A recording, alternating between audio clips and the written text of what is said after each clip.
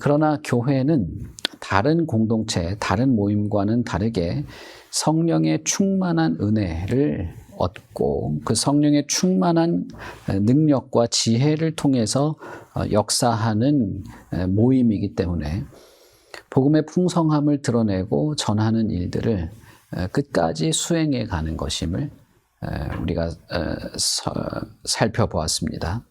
그리고 오늘 우리가 읽은 본문에서 우리는 이러한 복음의 진전, 어떤 사람 혹은 어떤 환경, 어떤 문제 앞에서도 복음의 전파와 복음의 진전이 이루어지는데 그 모든 것들이 사도들만이 하는 사도들의 전유물의 사역이 아니고 교회 안에 있는 공동체 전부가 모두가 유기적으로 연결되어서 초대교회 때부터 교회는 서로 유기적인 관계를 가지고 복음으로 연결되고 연합되고 각자가 각자의 사명을 수행하면서 복음의 진전을 이루어갔다라고 하는 것들을 오늘 우리가 살펴보려고 합니다.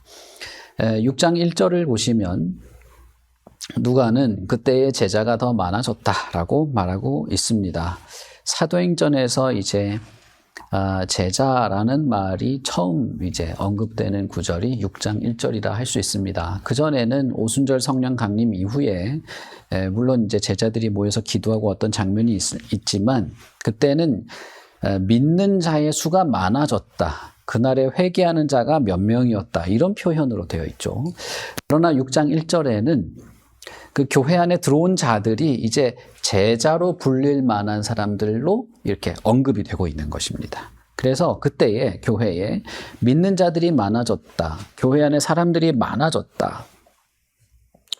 그런 표현이 아니라 그때 교회에 들어온 많은 사람들이 이제 제자로서 성장하게 되었는데 그 제자들이 많아지게 됐다. 이렇게 표현하고 있는 것입니다. 그러니까 이것은 교회가 양적일 뿐 아니라 질적인 면에서 성장하고 있었다라고 볼 수 있는 것이죠. 교회가 가지고 있는 주요한 어떤 그 복음 전파를 통해서 복음의 진전을 통해서 교회가 가지게 되는 어떤 열매라고 하는 것은 교회 안에 발걸음을 옮긴 사람들이 자신의 그 각양 성격이나 살아온 배경이나 무슨 자기들만의 지향점을 가지고 교회에 들어오지만 결국은 그것이 머리 대신 그리스도를 향하게 되면서 제자로 불릴 만한 자들로 성장해 나가게 된다는 것입니다. 그러니 교회는 사실 결정적으로 몇 명이 모이냐가 주안점이라기보다는 그래서 그리스도의 제자로서 성장하고 있는 것이 어떻게 되느냐라고 볼 수 있을 것입니다. 교회가 성장하고 교회가 온전해지는 것에 대한 내용들은 6장 1절에 제자가 많아졌다라고 하는 말과 다시 우리가 읽은 단락의 마지막 구절 7절에도 제자의 수가 심히 많아졌다라고 하는 말로 이 앞뒤를 하나의 단락으로 구분짓고 있는 데서 더 강조가 되고 있습니다. 그래서 6장 1절부터 7절은 제자가 많아진다라고 하는 말로 이 앞뒤가 이게 뚜껑처럼 닫혀 있고 그래서 그 안의 내용 2절부터 6절이겠죠. 2절부터 6절이 그렇다면 그것이 교회 안에 어떤 역사였는지를 좀 더 디테일하게 말하는 그런 내용이라고 볼 수 있겠습니다. 6장 1절 이후부터는 이제 사도행전에 제자라는 단어가 계속해서 나타나게 됩니다. 그러니 여기서 말하는 제자는 예수님께서 성령을 기다리라라고 하면서 이렇게 했던 그 제자들과는 좀 다른 성격인 것이죠. 교회 안에 들어와서 새롭게 믿음을 가지게 된 자들이 그리스도를 참되게 믿고 그리스도의 말씀에 순종하는 자들로 자신의 모든 삶의 배경과 각종 자기들만의 삶에서 그리스도께로 초점이 맞춰지게 되는 그런 자들을 이제 지금 제자라고 말하고 있다고 볼 수 있겠습니다. 그리스도인이 성숙했다는 것이겠죠. 그리고 그들이 본격적으로 주님의 예수 그리스도의 교훈과 가르침에 순종했음을 보여주고 있습니다. 이것은 결국 교회의 성장, 교회의 성숙, 교회의 건강함이라고 하는 것은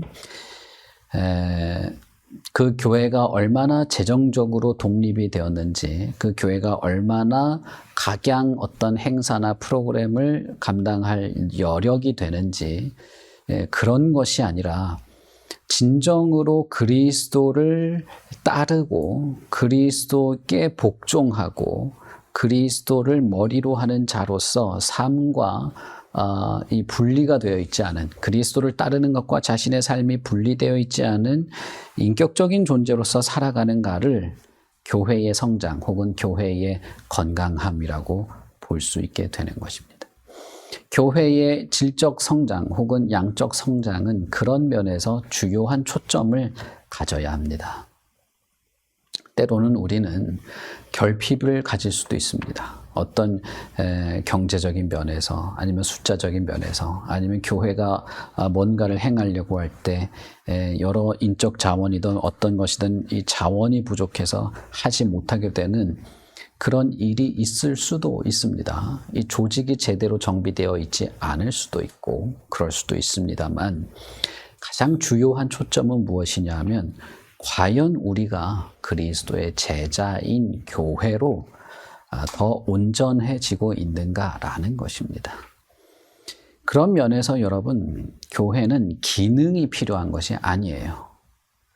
그리스도에게도 기능이 필요한 게 아니었습니다. 예수님께서 제자들을 부르실 때 물론 그들을 예수님이 3년 동안 가르치고 결국에는 성령의 충만한 성령 강림이 있은 이후에야 그들이 그리스도의 제자다운 모습으로 변하게 되겠지만, 그런 과정이 있긴 했지만 예수님께서 처음부터 기능을 필요로 해서 제자들을 부르지 않았습니다. 만약에 예수님에게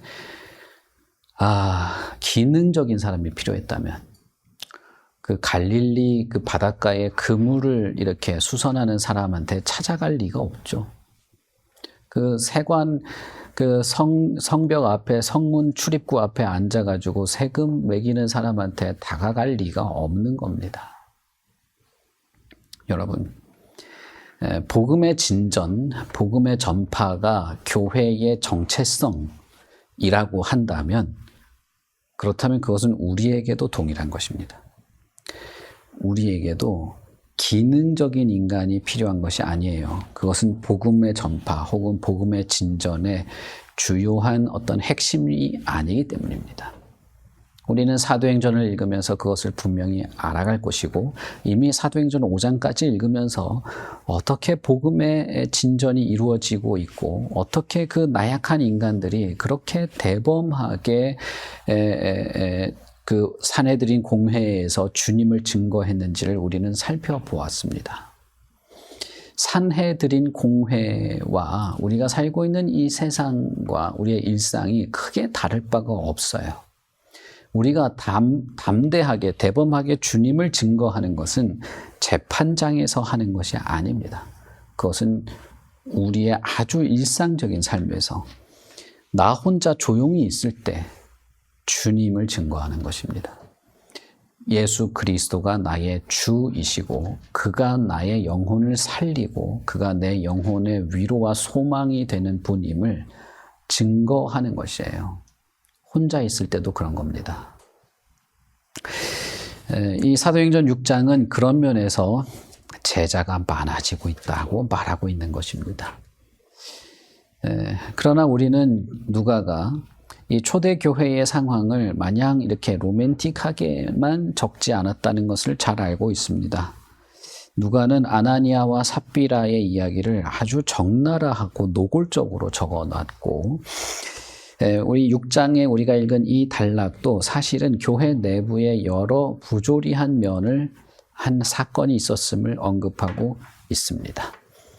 그러나 그럼에도 불구하고 제자, 그리고 이 온전한 교회, 그리고 이것이 복음의 진전을 이루었다는 말을 하고 있는 것이죠. 그래서 내적인 혹은 내부적인 어떤 상황과 위협에도 그리스도의 교회, 그리스도의 몸인 교회는 교회다웠다는 것입니다. 여기에 보시면 초대교회에 또 어떤 문제가 있었는데 그것은 헬라파 유대인과 히브리파 유대인 사이에 알력이 있었다는 것입니다. 당시의 유대인들은 전 세계에 흩어져 살았습니다. 그래서 로마 문화에 이렇게 지배를 받고 있던 여러 식민지에 있던 사람들이 다시 이스라엘로 돌아오게 된 경우들이 있었어요. 그리고 그들 중에 몇몇은 복음을 들었습니다. 그리고 그 복음을 들은 사람들 중에 몇몇은 이 초대교회 안으로 들어오게 된 것이죠. 그들은 히브리어를 사용하지 않았습니다. 로마에서 통용되었던 헬라어를 사용한 것이죠. 쉽게 말하면 그리스어를 썼습니다. 전 세계 통용어죠, 그 당시에는. 그러나 히브리에서 나고 자란 사람들, 그들도 사실은 헬라어를 할 줄 알았어요. 그럼에도 불구하고 그들은 히브리 토착민들이죠. 토박이들이죠. 그들은 히브리어를 썼습니다. 그러면 어떻게 되겠습니까? 자연스럽게 나뉘죠. 말이 잘 안 통하니까. 유대인들이면서도, 같은 유대인이면서도 나뉘었어요. 그게 초대교회, 그토록 아름답고 가난한 자가 없고 서로를 위해서 자신의 것을 다 포기할 정도로, 내어줄 정도로 서로 섬기던 교회 안에서도 이렇게 나뉘었다는 거예요. 그런데 그 사람들 중에서도 어떤 사람들, 특히 과부들, 그러니까 여러분, 이 과부들은 매우 소수죠. 매우 소수입니다. 헬라파 유대인, 다시 말하면 인종은 유대인이지만 헬라 문화에서 나고 자랐는데 그 중에서도 복음을 들은 사람들 중에, 믿은 사람 중에 그 중에서도 과부니까 아주 소수죠. 이 사람들은 너무 소외됐던 것입니다. 신경 안 써도 될 만큼 아주 소수였죠. 별것 아닌 사람들입니다. 당시 초대교회에서도 마찬가지로 이 과부나 고아들을 돌보는 일들을 했습니다. 유대인들 중에도 과부가 있고 고아가 있고 그럴 수 있겠죠. 초대교회 안에도 그런 사람들이 있었겠죠. 이들은 사실 생계를 이어갈 수 없었습니다. 그래서 초대교회에서는 그들을 구제하는, 이 생활을 할 수 있도록 돕는 일들을 했는데 헬라파 유대인들 과부들이 자꾸 그 혜택을 누리지 못하게 된 겁니다. 혜택을 받지 못하고 소외된 거예요. 이것들이 자꾸 반복된 겁니다. 왜냐하면 이제 주류는 히브리 사람들이니까, 히브리파 유대인들이니까 이들이 먼저 자기 이 동족이라고 하는, 동족이라니까 좀 이상하긴 하지만 히브리 유대인들 과부에게 먼저 이렇게 구제를 한 겁니다. 그러다 보면 뭐 모자랄 수도 있고 아니면 신경을 못 쓸 수도 있고 어쨌든 신경을 안 쓰고 소외된 거예요. 그 문제 때문에 이 히브리파 사람들 그리고 헬라파 사람들 사이에 충돌이 일어나게 된 것입니다. 참 이게 진짜 아이러니하죠. 사도행전 4장에서는 분명히 가난한 자가 없었다. 천국에 눈물도 없이 완전한 충족을 누리는 교회 같은 모습이 되었던 것들을 말했는데 그것이 금세 전혀 아닌 그런 모습이 드러나게 된 것이죠. 얼마나 연약합니까? 초대교회가 그렇게 천상의 아름다움을 드러낼 만한 사랑의 공동체였음에도 불구하고 또 한편으로는 교회는 여러분 정말 연약한, 정말 한계가 많은 그런 공동체라는 것이에요. 자, 그러면 그런 문제가 생겼을 때 그것을 어떻게 받아들이고 어떻게 주님 안에서, 이렇게 머리가 그리스도고 몸이 교회니까 머리인 그리스도의 몸인 교회가 어떻게 그것을 다루려고 했는가? 우리가 보면 원망한 것입니다. 여러분, 원망하는 것이 얼마나 쉬운 줄 아십니까? 원망하는 것은 진짜 쉽습니다. 원망하고 불평하고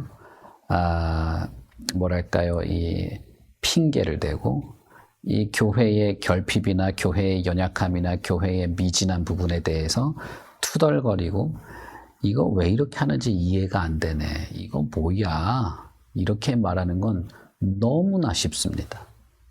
너무나 쉽고 내가 그렇게 하려고 하지 않아도 자동적으로 나와요.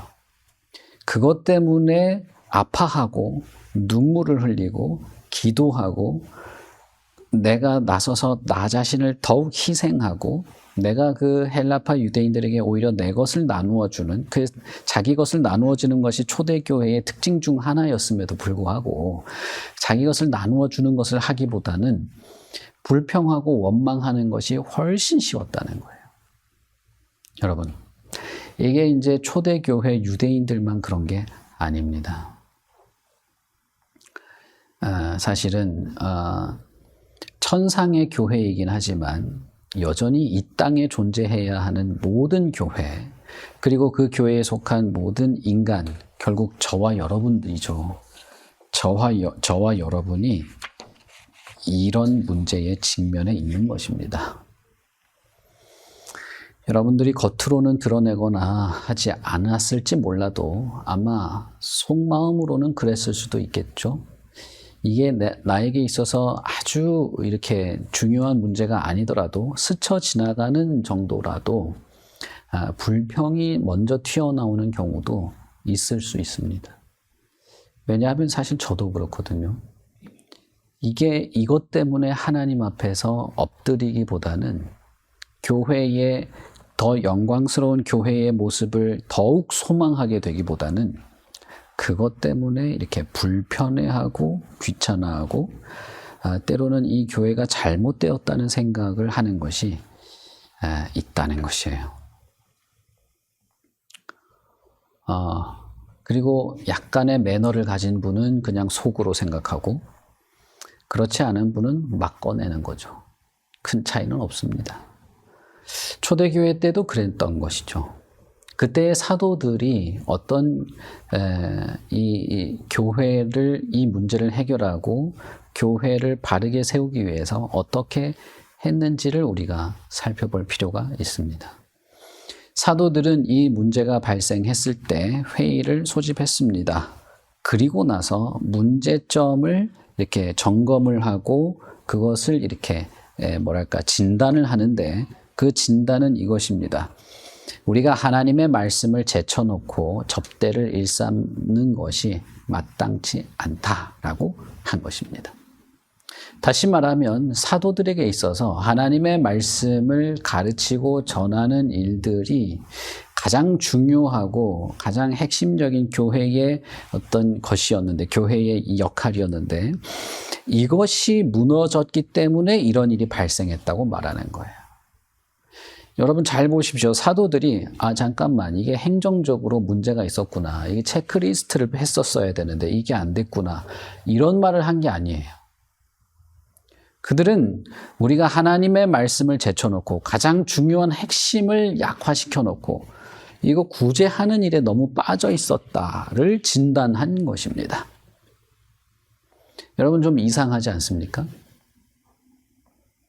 그러나 저는 이것이 교회의 가장 핵심적인 것이라고 생각합니다. 바울사도 우리가 이제 새벽에 바울 서신을 거의 다 살펴봤는데 바울 서신에 보면 바울 사도가 각 교회마다 문제점들에 대해서 이렇게 언급을 하는데 항상 그 문제의 해결에 대해서 바울 사도는 예수 그리스도를 먼저 언급하죠. 그리스도가 어떻게 당신들을 구원해냈고 구원이 무엇인지를 항상 먼저 말하죠. 바울 사도는 모든 교회의 문제의 해결을 그리스도 안에서 그리스도의 진리로 해결해야 된다고 말하죠. 초대교회도 마찬가지입니다. 이 사도들은 그러면 헬라파 그 과부들을 먼저 구제하고 그 다음에 히브리파 합시다 이렇게 말하지 않았어요. 드러난 사건, 드러난 어떤 문제를 해결하는 것에 몰두하지 않았습니다. 그들은 우리가 어느 순간 하나님의 말씀을 제쳐놓기 시작했다라고 진단한 것입니다. 이 문제가 발생하기 전에는 그것을 이해하기 어려웠습니다. 이 문제가 발생하기 전에 하나님의 말씀을 지금 우리가 제쳐놓고 일하고 있다는 사실을 깨닫지 못했다는 거예요. 그러니 어떤 면에서는 이런 문제는 사실은 교회 혹은 사도, 제자들이 자신들의 본래 자리로 돌아가게 하는 어떤 기회가 될 수도 있었던 것입니다. 교회는 사실 거의 그렇습니다. 교회 안에 어떤 문제들이 있을 수 있어요. 우리 내부 안에 어떤 문제가 있을 수 있습니다. 혹은 아나니아와 삽비라 같은 문제가 생길 수도 있습니다.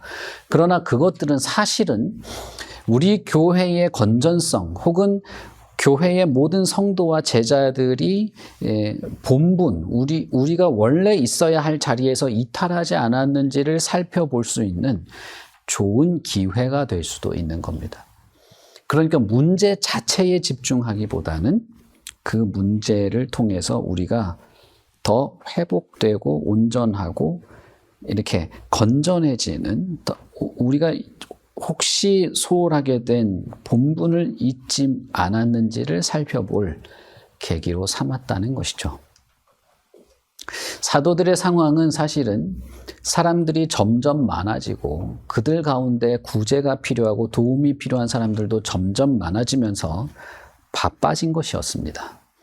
그래서 그들이 여기도 신경 써야 되고 저기도 신경 써야 되고 이 사람들한테도 다가가야 되고 저 사람들한테도 해야 되고, 사람들도 계속 요구했겠죠. 사도들에게 선생님이 이걸 좀 해야 됩니다. 선생님이 이것도 좀 해야 됩니다. 이 문제도 선생님이 해야 됩니다. 이랬던 것입니다. 그러나 그것은 교회를 섬기는 방법이 아니었습니다. 그것은 교회의 혹은 성도, 교회가 바르게 성장하는 방식도 아니었습니다. 하나님의 말씀을 소홀하게 하면서까지 접대에 집중하는 것이 옳지 않다고 생각한 것입니다. 그렇다고 해서 이런 구제, 이 사람들을 이렇게 구제하는 이 일들을 소홀히 하는 것, 2절의 표현대로라면 접대라고 표현되어 있지만 요즘에서 쓰는 그런 접대와는 의미가 다른 것이죠. 이것을 소홀히 해서도 안 되는 것이죠. 그래서 사도들은 우선은 하나님의 말씀의 우선순위를 두기로 합니다.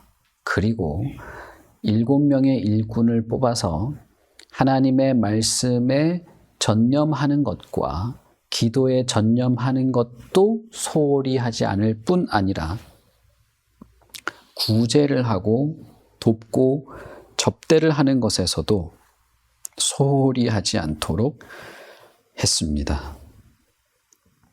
여기서 우리는 교회가 어떻게 유기적으로 연결되어야 하는지를 생각해 보게 됩니다. 교회는 사도만 필요한 것도 아니고 일꾼만 있으면 되는 것도 아닙니다.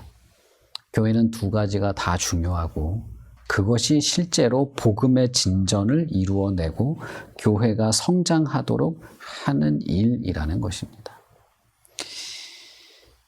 어떤 면에서는 우리는 교회가 해야 될 많은 일들을 생각할 수 있습니다. 그러나 그것은 그것 때문에 다른 교회의 사명, 교회가 가져야 될 사명을 약화시켜서는 안 되는 것입니다. 말씀에 전념하기 위해서 구제를 소홀해서도 안 되고 구제에 전념하기 위해서 말씀을 소홀해서도 안 되는 것이죠. 그래서 사도들은 7명의 일꾼을 선출하기로 했습니다. 여기서 7명은 당시에는 어떤 것들, 사람을 뽑아서 그룹을 만들 때 대부분 7명을 선호했습니다. 그것은 7이라는 숫자가 가장 좋고 온전하고 잘 될 수 있는 거라고 생각했기 때문이에요. 여기다 굳이 7이라는 숫자에 큰 의미를 해서 해석을 할 필요는 없을 것 같습니다. 그리고 우리가 살펴볼 내용은 이 7명의 일꾼의 자격을 제시하는 것이죠. 그것은 성령과 지혜가 충만하여서 칭찬받는 사람이라는 겁니다. 성령과 지혜는 아주 밀접한 관계가 있습니다. 성령이 아닌 지혜도 안 되고 지혜가 없는 성령, 그런 것도 안 되는 거예요. 이 지혜는 성령의 지혜여야 하고 성령의 능력은 지혜롭게 발휘되어야만 하는 것입니다. 그러므로 이 교회의 일꾼, 교회가 유기적으로 서로 손과 발처럼 유기적으로 연결되어서 하나의 참되고 거룩한 공동체를 세워나가고 서로 돕고 말씀과 기도와 구제의 모든 일들에 소홀하지 않기 위해서는 성령의 충만함 그리고 성령의 지혜로 행할 그런 사람들이어야 했다는 것입니다. 성령과 지혜라는 말은 논리적으로는 그 필요 충분 조건으로 묶여져 있는 거예요. 나는 성령 충만해. 그걸로 땡이 아닙니다. 나는 지혜가 있고 아이디어가 많아. 그것도 아닙니다. 성령과 지혜인 거예요. 그리고 칭찬받는 사람을 언급했습니다. 성령의 충만으로 지혜롭게 행할 수 있는 그런 사람들은 사실상 하나님으로부터 칭찬을 받는 사람이라 할 수 있겠죠. 그리고 그런 사람들은 동시에 사람들에게도 사회적으로도 좋은 평판을 듣는 사람이어야 한다는 것입니다.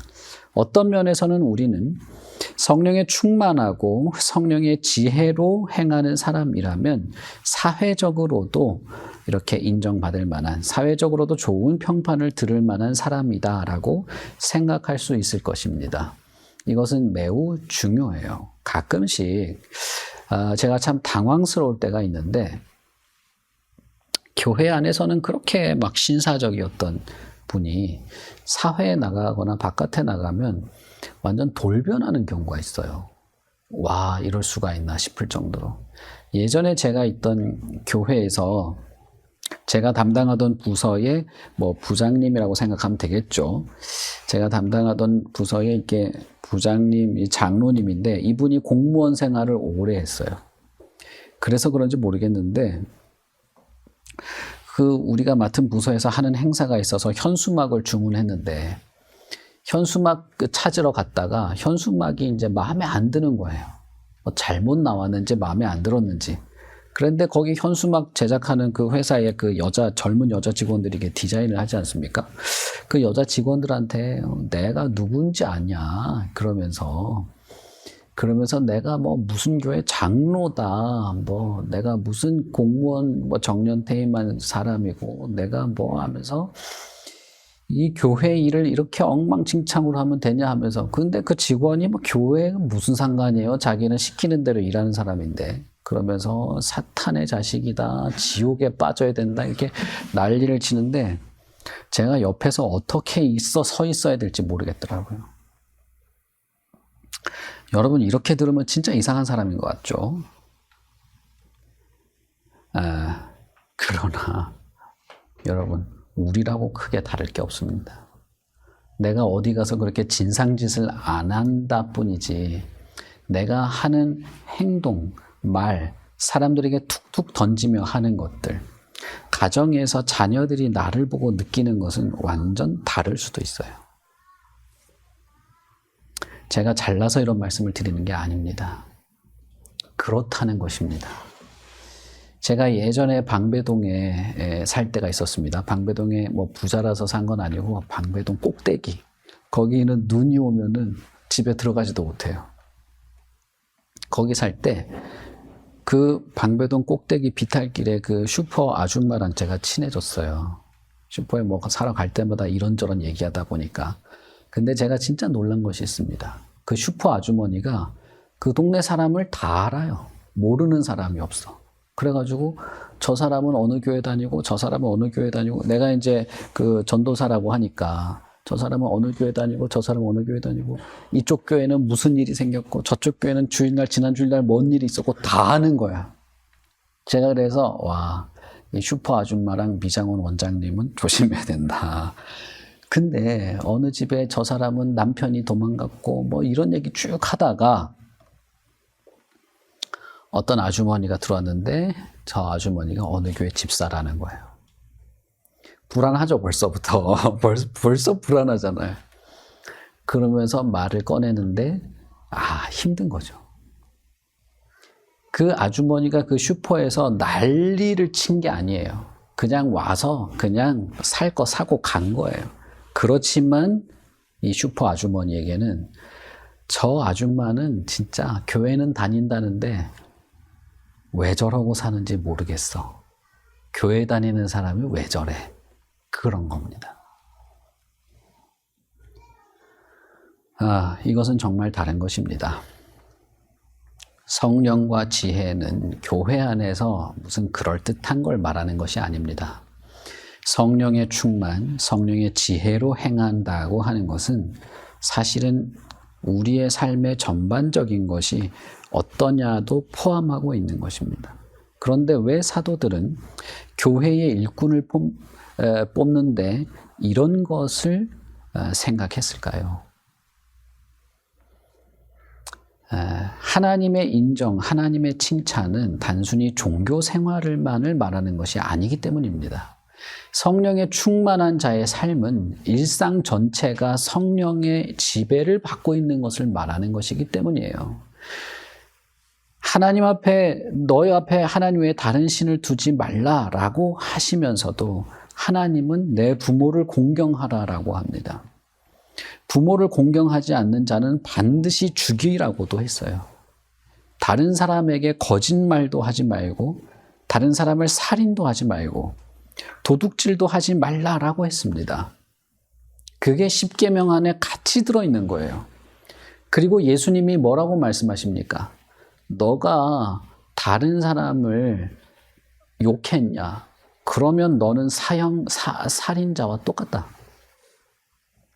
다른 사람의 것을 탐욕을 부렸냐? 분에 넘치는 탐욕에 빠졌냐? 그럼 넌 도둑놈이랑 똑같다. 그래놓고 예수님이 뭐라고 말하십니까? 차라리 너는 목에 돌멩이를 매달고 강에 빠져 죽는 게 더 나을 거다. 여러분, 예수님의 입에서 이게 얼마나 안 어울리는 말입니까? 만약에 제가 갑자기 이런 소리 꺼냈으면 그날로 쿠데타 났겠죠. 그러나 예수님은 제자들 앞에 놓고 그렇게 말했어요. 근데 그건 그 당시 사회 문화에서는 완전히 안 맞는 말이에요. 왜냐하면 그 당시 유대 사회는 미워해도 마땅한 사람이 정해져 있었어요. 그 미워해도 마땅한 사람을 미워하는 것은 흠이 아니었습니다. 무슨 말씀인지 아세요? 죽여도 마땅한 사람들이 정해져 있었습니다. 그리고 내가 죽일 수 있는 마땅한 권리도 있었어요.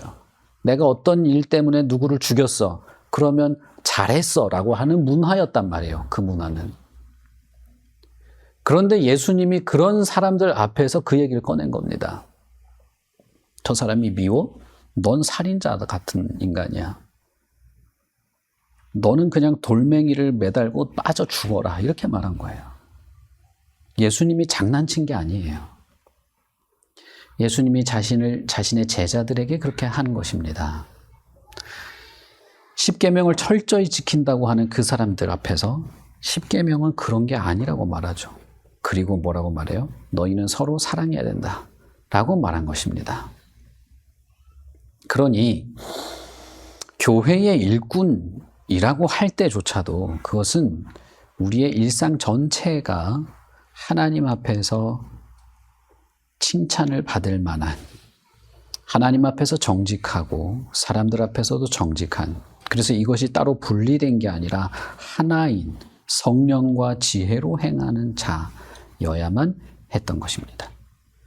여러분, 이 사실을 우리는 아주 중요하게 생각해야 합니다. 왜냐하면 교회가 건전하려면, 교회가 온전하려면, 교회가 성장하고 복음의 진전의 사명을 감당한다면 우리가 유기적으로 그렇게 뭉쳐 있어야 되기 때문이에요. 우리가 유기적으로 그렇게 서로와 서로 가운데 연결되어 있어야만 하기 때문입니다. 사도들은 이런 사람들과 연결되어 있어야만 하는 것입니다. 초대교회는 이런 사람들과 연결되어서 말씀이 흥왕해지는 것들이 있어야만 했다는 거예요. 우리 교회도 마찬가지입니다. 우리 교회도 말씀과 기도에 전념하는 것과 우리 각자가 서로가 서로의 삶에서 성령과 지혜로 행하는 것은 분리되어 있는 것이 아닙니다. 몇 날 몇 시 몇 분에 우리 기도합시다. 거기서 막 부글부글 하는 거 그게 전부가 아니라는 거예요. 그래서 저는 가끔씩 무슨 잠실주 경기장에 모입시다 몇만 명 모였습니다 할 때 이게 홍보 외에 무슨 큰 의미가 있을까 싶을 때가 있어요. 우리 교회도 마찬가지인 겁니다. 우리 교회가 말씀과 기도 그리고 성도의 진실한 삶에 충실해야만 합니다. 왜냐하면 내가 잘난 인간이어서 혹은 내가 잘나지고 싶어서 그런 게 아니라 그게 교회의 사명이고 그렇게 해서 복음의 진전을 이루어가는 것이 주님의 방법이기 때문이에요. 이것을 우리는 염두에 두어야 합니다. 여러분 바빠요? 바쁘고 힘들고 지치십니까? 피곤하십니까? 너무 어렵습니까? 그래서 말씀과 기도에 소홀해도 될 것 같으십니까? 내가 일상에 살아가는 삶에서 너무 귀찮은 사람들이 있고 진짜 이해가 안 되는 이상한 사람들이 있어서 그들을 외면하고 살아가도 될 것 같으십니까? 교회의 여러 충고들과 어떤 교회에서 하는 여러 말씀에 대한 어떤 가르침과 충실한 어떤 요구에 대해서도 적당한 선만 지키고 살면 끝나는 겁니까? 내가 이미 20년, 30년 전에 주일학교에 열심히 배운 걸 가지고 앞으로 70, 80대 때까지 버티면서 살아가도 된다고 생각하십니까? 여러분들 착각하신 겁니다. 그것은 잘못된 생각이에요. 그 습성에서 벗어나십시오. 제가 많이 느끼는 것 중에 하나는 그런 생각과 논리를 가지고 있다기보다는 그런 습성에 젖어 있어요. 그런 습성에 젖어서 조금만 나랑 안 맞는 것 같으면 별로네. 혹은 조금만 피곤하고 시간이 없으면 안 해도 되는 그 습성에 젖어 있어요. 왜 그러셔야 될까요? 왜 그래도 된다고 생각하십니까? 사도들에게 있어서 말씀과 구제 그리고 그것을 위한 어떤 유기적인 연결은 매우 중요한 것이었습니다. 매우 중요한 거였어요. 그래서 7명을 세우지만 사실은 이 7명을 통해서 다른 이들이 또 유기적으로 연결되고 유기적으로 또 연결되어서 결국은 이 거룩한 공동체가 온전함으로 나아가는 일들을 기대했던 것입니다. 그러면 여러분, 나는 어떤 사람이어야 될까요? 나도 교회여야 되죠. 여러분, 우리 각자는 나도 그 유기적 연결의 한 부분이 되어야 돼요. 유기적 연결의 한 점이 나여야 하는 것입니다. 사도들은 오로지 기도하는 일과 말씀 사역에 내가 힘쓰겠다, 우리가 힘쓰겠다라고 말합니다. 왜냐하면 이제 이 7명의 일꾼들을 통해서 우리가 서로 유기적으로 연결된 유기적 공동체로서 세워질 수 있기 때문에 그렇게 말한 것입니다. 이 7명의 일꾼을 통해서 사도들은 말씀에 전념할 수 있는 기회를 얻게 된 것입니다. 오히려 더 다르게 말하자면 이 7명의 일꾼이 사도들로 하여금 말씀에 전념하도록 도와준 것이죠. 사도들은 이 일꾼들을 통해서 말씀과 기도에 전념할 수 있는 어떤 서포트를 받게 되었습니다. 그리고 말씀과 기도에 전념한 사도들의 가르침과 전함을 통해서 이 일꾼들은 자신들이 맡은 사명을 감당할 수 있는 핵심 기둥과 근거를 공급받게 되었습니다. 만약에 이것이 이렇게 선순환으로 이루어진 것이 교회인데 만약에 어떤 사람이 나는 이렇게 힘들게 뼈 빠지게 교회에서 봉사하는데 저 사람은 설교한답시고 탱탱 노는 것 같은데 그렇게 생각하고 나는 설교 준비한다고 막 일주일 동안 진짜 피똥 싸는데 저 사람들은 그냥 히히호호 거리면서 자기들끼리 먹으러 다니고 팔자 좋네 이러면 여러분, 그게 선순환이 될까요? 근데 여러분, 정말 재밌게도 제가 우리 교회에서 그런 말을 들은 건 아니지만 정말 재밌게도 저는 그런 말을 자주 들었어요. 자주 들었어요. 목사는 놀고 있다고. 자기들끼리 모여가지고 남전도에 뭐 어디 개고기 먹으러 가자 그래가지고 개고기 먹으러 갔더니 산에서 자기 집에 기르는 개 2마리를 잡아가지고 삶아주면서 목사는 논다고 생각하는 거죠. 그 얘기를 꺼내요. 여러분, 아닙니까? 나는 월요일부터 토요일까지 일하고 주일날 교회 와서 뼈 빠지게 봉사하고 월요일날 아침에 또 아침부터 출근해야 되는데 목사들은 좋겠네 이런단 말이에요.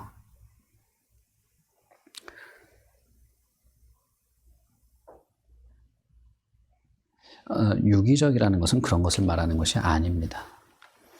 사도들은 자신들이 말씀과 기도에 전념해야 할 이유를 알았고 그래야만 했습니다. 왜냐하면 그렇지 않으면 나머지 전부도 다 힘을 잃어버리기 때문이에요. 이 나머지는 자신이 그 말씀의 기둥을 붙잡고 열심히 유기적으로 교회의 지체들을 돕고 섬겨야만 했습니다. 왜냐하면 그래야만 이들이 말씀의 깊이와 충실함을 유지할 수 있었기 때문입니다. 결국은 이 문제가 있었던 초대교회는 이렇게 이 문제를 극복한 것입니다. 서로 소외되고 불평이 있고 누구는 도와주고 누구는 안 도와주고 이런 것 때문에 분열이 일어났던 이 교회는 말씀을 중심으로 해서 여기서부터 모든 것이 연결되어서 유기적으로 서로가 서로에게 꼭 필요한 존재로 결합되면서 거룩하고 참된 교회로 세워지는 것으로 극복해낸 것입니다. 여러분, 이게 얼마나 다릅니까? 우리가 그냥 즉흥적으로 생각해내는 공동체나 조직과 얼마나 다르냔 말이에요. 이들의 일, 그들은 자신의 본분을 찾았어요. 그래서 말씀을 담대히 전하고 말씀을 전하는데 방해가 되는 것이 없도록 도움을 얻었습니다. 그리고 말씀을 전할 기회를 얻어서 선명하고 분명한 진리와 복음의 말씀을 전했습니다. 그리고 말씀을 듣고 믿는 자들도 그 사역에 동참하여서 구제와 섬김, 더 나아가서 이들은 설교도 했습니다.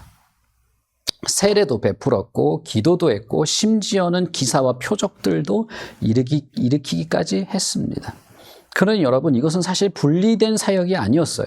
이것은 하나였고 언제나 말씀을 가운데 두고 그 말씀에 충만한 은혜와 역사들을 이루어가는 것이 된 것입니다. 이 일꾼들이 구제하는 일과 사도들이 하는 일은 용어가 같아요. 같은 일입니다. 그러니 이것은 다른 것이 아니고 다 같이 교회를 섬기는 일이 된 것입니다. 교회의 문제를 교회를 바르게 세움으로써 해결해 나가려고 했던 것이죠. 구제만 있고 말씀이 없거나 말씀만 있고 구제가 없는 것은 모두 바람직한 것이 아니었습니다. 이 초대교회 제자들이 많아졌다라고 하는 이 전제하에서 이것이 가능할 수 있었고 그것을 서로 간에 행할 수 있는 성령의 충만한 일들, 성령의 충만한 자들이 유기적으로 연결됨으로써 가능하게 된 것이었습니다. 그러니 여러분, 교회야말로 가장 중요한 것이라면 성령의 충만한 참되고 거룩한 성도, 사도행전의 표현이라면 제자겠죠. 이런 제자를 배출해내는 것이 가장 교회에 필요한 일이 아닐까 생각합니다. 우리 교회에서 하는 모든 일들도 이 방향으로 가야 되고 그렇게 해야 되고 여러분들도 마찬가지입니다. 여러분들도 내가 성령에 충만한 좋은 성도, 성령과 지혜에 충만한 제자로 더 성장하고 더 온전해지기 위해서 보조를 맞춰야 돼요. 함께 걸어가야 됩니다. 바퀴가 2개가 동시에 굴러야만 하는 것입니다. 내가 할 만큼 하고 있어. 난 괜찮아. 교회 왔는데 예배 드리는 것도 좋고 뭐 조모임도 좋고 다 좋아. 그런 소리를 하라는 게 아니에요. 그게 나쁘다는 건 아니지만 여러분, 나는 그리스도의 제자요, 그리스도의 몸된 교회요, 거룩한 유기적인 유기체의 한 부분으로서 온전히 성장해 나아가기를 애써야 되는 겁니다. 그렇게 하면서 유기체로서 서로가 서로에게 더 많이 연결되고 더 사명을 더 온전히 수행하는 일들을 기꺼이 하셔야만 해요. 그래야 교회가 교회다운 모습으로 이제 서게 되는 것이죠. 이 7명을 여기서 뭐 집사라고 언급하지 않았다고 해서 집사가 아니냐 그런 말을 하실 필요가 없습니다. 당시에 이 사람들을 뭐 집사라고 하진 않았던 것 같아요.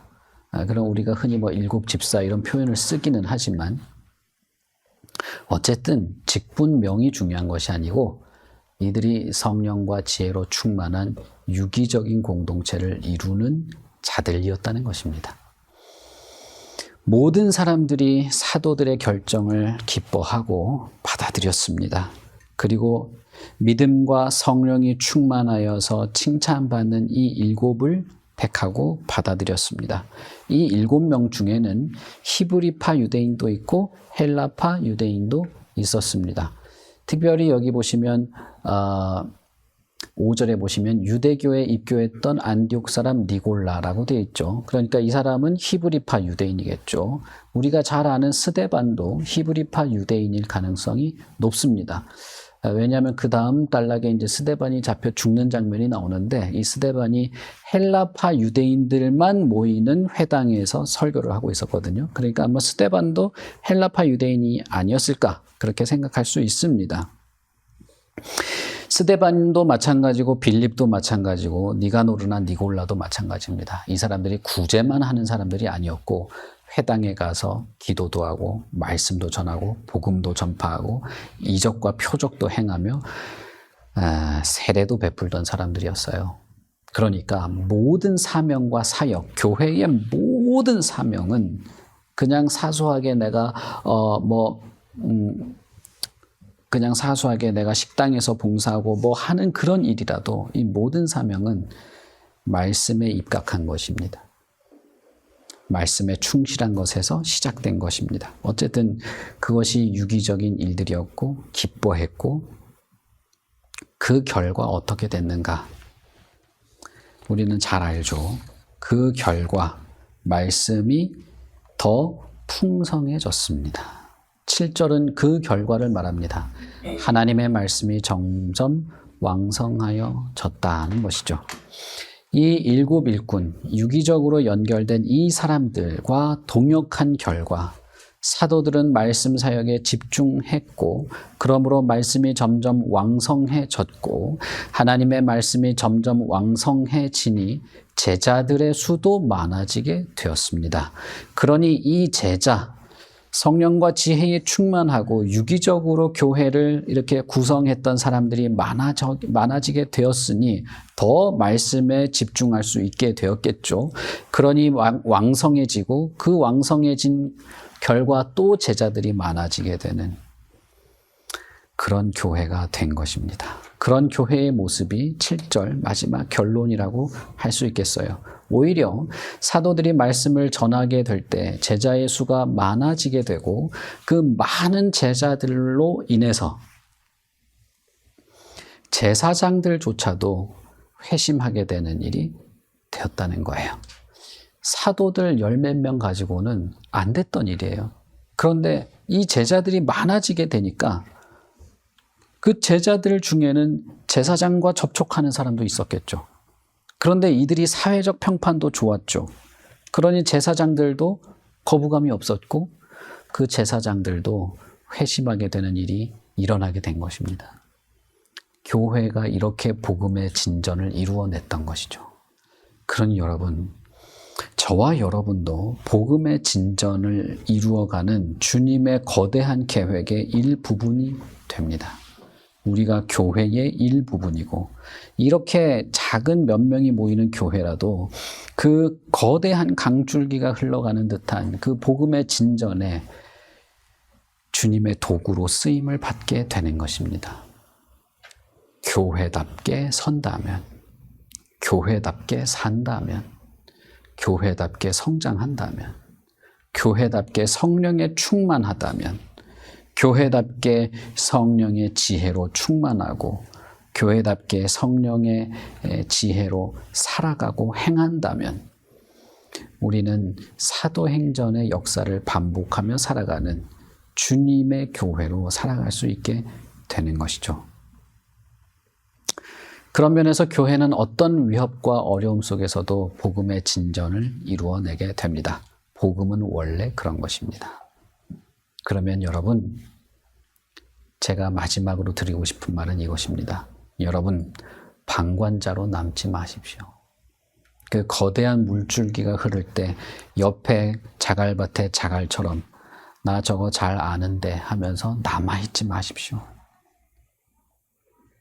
여러분, 복음 안으로 들어오시고 예수 그리스도를 믿는 믿음으로 살아가시고 거룩한 성도로 성장하는 일에 최선을 다하고 말씀과 진리로 양육받고 고침받고 훈련받고 자라나는 일에 진심을 다하십시오. 그리고 하나님이 주신 사명, 그리스도의 사명을 수행하며 살아가는 일에 진지하십시오. 우리의 일상의 모든 삶에서 예수는 그리스도이심을 증명하고 드러내는 일에 주저하지 마십시오. 육체의 피곤함과 시간의 쫓김 사이에서 중심을 그리스도로부터 흐트러지게 하지 마십시오. 예수 그리스도께서 자신의 제자들에게 성령을 약속하셨던 것을 생각하면서 주님, 나에게도 성령의 충만, 내가 땅끝까지 그리스도의 증인이요 제자로 살아가도록 나를 양육하시고 연단하시고 일으켜 세워주시고 고쳐가 달라고 간구하십시오. 초대교회는 그렇게 제자들이 많아졌습니다. 그렇다면 지금 안 될 이유가 없는 것이죠. 여러분, 저는 우리 모두가 예수 그리스도를 믿는 믿음으로 새롭게 되기를 바랍니다. 그런데 그건 우리를 그리스도의 제자요 증인으로 살아가게 하는 것입니다. 그것은 성령의 충만한 은혜와 역사이고 그렇기에 모든 교회는 이 성령의 충만을 구할 뿐 아니라 성령께 굴복해야 할 겸손함과 겸비함을 가져야 할 것입니다. 우리 같이 기도하겠습니다. 하나님 아버지,